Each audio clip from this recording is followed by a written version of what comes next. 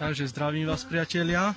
Mám otvorenú takú slabšiu rodinu, v podstate najslabšiu, z Ovčelnice. Toto je spodný nastavok. Vidíme, že ho neobsadzujú. Sú tu len jemne včely medzi uličkami, ktoré vyberajú zásobné ramíky, ktoré som tam vložil. Hore boli zúžené na 7 ramíkoch so styrodurovou prepážkou. S touto. Jediná rodina, čo som zúžoval teraz na jar, lebo bola slabá. No a teraz prehadzujem na stavky, lebo nám začala už o mesiac skôr kvitnúť čerešňa a výšňa ako bežne. Máme 8. apríla, bežne začína to v Poprade 8. mája, 10. niekedy 5. 1. ale približne o mesiac skôr. Takže otvoril som si prvé silné rodiny, dve, ktoré mám spájané, mimoriadne silné, tie mali plod cez 2 nastavky, mali v spodnom nastavku už 3-4 ramíky plodu, aj zaviečkovaného. Takže z tých rodín som vybral nejaké plodové ramíky so zaviečkovaným plodom, aby som práve posilnil takéto slabšie rodiny, ktoré teraz možno nedonesú nejako veľa toho medu z tých ovocných stromov a z javora, ale do repky sa dostanú s tým posílením, s tým plodom do sily. A vlastne som si aj troška popustil tie silné rodiny, ktoré mali hore 9 ramíkov a dole 4, hej, to je 13 ramíkov plodu, takže tie už aj idú pomaly do rojenia, alebo majú tie tendencie sa rojiť, takže tým som si ich popustil a práve tu tie plodové ramíky použijem na posilnenie takýchto slabších rodín. Takže zhora som vybral jeden zásobný, rozškrabaný, dávam dole. Zatiaľ pri tejto slabej rodine neprehadzujem na stavky.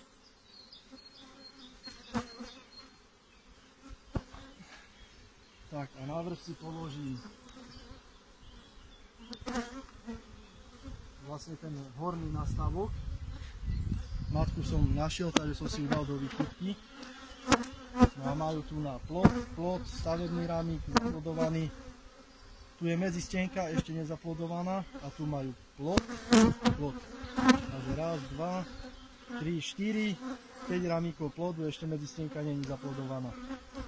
Čo je na túto dobu podľa mňa pomerne málo. Na túto dobu. Keby sme mali normálnu jar, tak je to normálne začiatkom apríla tu v Poprade, lenže všetko je to posunuté, takže úplne inak sa správajú tie včely v roku. No. A takéto plodové ramiky, to si vybral z tých silných rodín a tie teraz vložím tu na tej slabej rodine. Vlastne už teplo, takže tá rodina by nemala mať problém to vyhriať a vlastne krmiť tam už netreba, lebo tam je málo čoláriev, je to skoro všetko zaviečkované z tých silných rodín. Vlastne aj preto matky v tých silných rodinách prešli už dole plodov, aj pretože hore majú 3/4 už zaviečkovaného plodu, už nemajú voľné bunky. Takže preto som u tých silných rodín prehadzoval tie nastavky, aby som práve ten spodný nastavok, ktorý je voľný, dostal hore a matka by mala kde klásť. Ešte som nezakladal materský mriež. Tak a tu je takýto druhý plodový.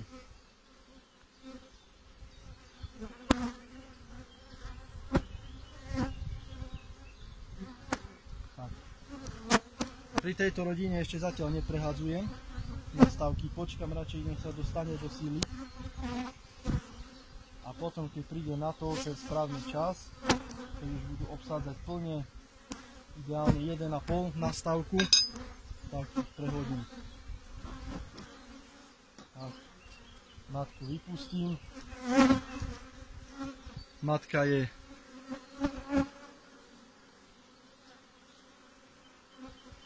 je minuloročná.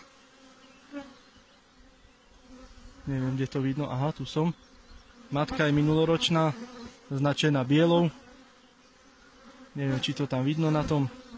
Teraz je otočená naopak. Tak teraz by to tam malo byť vidno, značená bielou.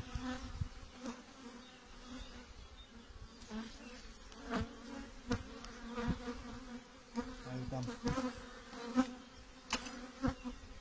Troška zadýmim, aby došla dnu, lebo tu beha.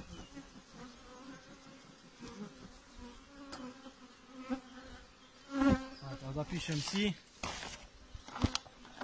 Slabá rodina posilnená 2 ramíky plodu, 2R plodu. Mohli ste vidieť, aj tá slabá rodina už prakticky to cestu nemala, čo som dával pár dní dozadu. Ešte mala tam nejaké zbytky hore na laťkách, ale tie silné rodiny už nemali absolútne nič. Takže všetko spotrebovali a všetko preplodovali.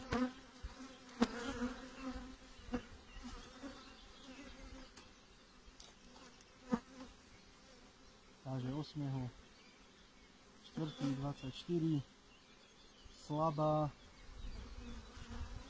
posílené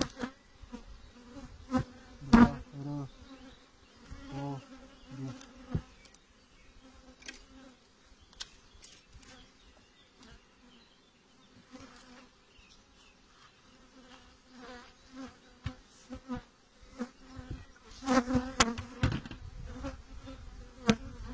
A ešte mám jednu takú slabšiu rodinu, ale nie až takú slabú, jak túto. A tam vložím, ešte mám jeden rámik plodový, trocha ju posilním.